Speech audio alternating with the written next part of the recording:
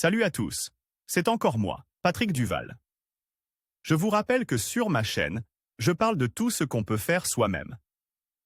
Abonnez-vous si vous aimez bricoler, il y aura plein de choses intéressantes.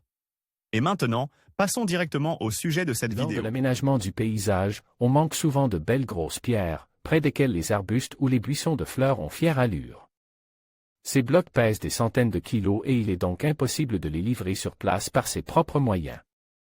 Dans ce cas, vous pouvez simplement imiter des pierres faites de béton et de bouteilles en plastique. Elles ont le même aspect, mais sont faciles à déplacer.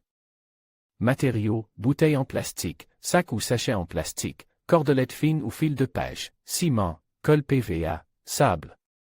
Chiffon ou toile de jute, après, couleur noire, iris, violet, rose, bleu, peinture acrylique, silicone hydrophobe. Le processus de fabrication des pierres d'imitation. Dans un sac, nous plaçons des bouteilles en plastique. Il faut ensuite les attacher avec une cordelette pour souligner le relief. Ensuite, on pétrit le mortier de ciment. On n'ajoute que de l'eau au ciment et un peu de colle PVA pour la plasticité. Il faut faire une composition liquide et y tremper un grand morceau de chiffon ou de toile de jute. Il est ensuite nécessaire d'envelopper le sac de la bouteille dans cette couverture de ciment. Le reste du mortier est versé par-dessus. Le lendemain, un mortier de ciment est préparé, mais déjà avec l'ajout de sable, dans une proportion d'environ 1h3. Cette composition est appliquée sur l'imitation et lissée à la main. Après avoir ainsi enduit la pierre, il est nécessaire de finaliser son relief. Un résultat réussi est obtenu en appliquant de la mousse de polyéthylène sur la surface. Elle laisse une empreinte réaliste.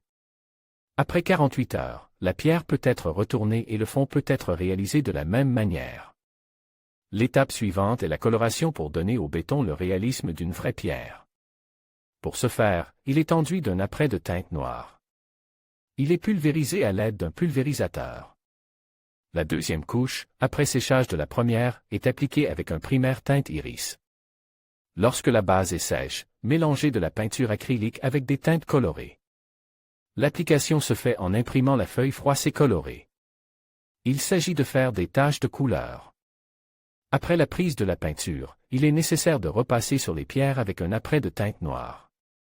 Mais cette fois-ci, il est appliqué au pinceau. Le deuxième jour, la pierre sera plus claire qu'elle ne l'était à l'origine après la dernière couche d'après. Elle présente à nouveau des mouchetures colorées. On peut ensuite la poncer un peu en éliminant les éraflures du béton. Ces éraflures amélioreront son aspect. Pour prolonger la durée de vie des pierres, il est souhaitable de les recouvrir d'une imprégnation au silicone pour pierre. En séchant, la beauté de l'imitation s'estompe un peu. Vous pouvez à nouveau appliquer un apprêt noir, puis frotter les pierres avec un papier de verre.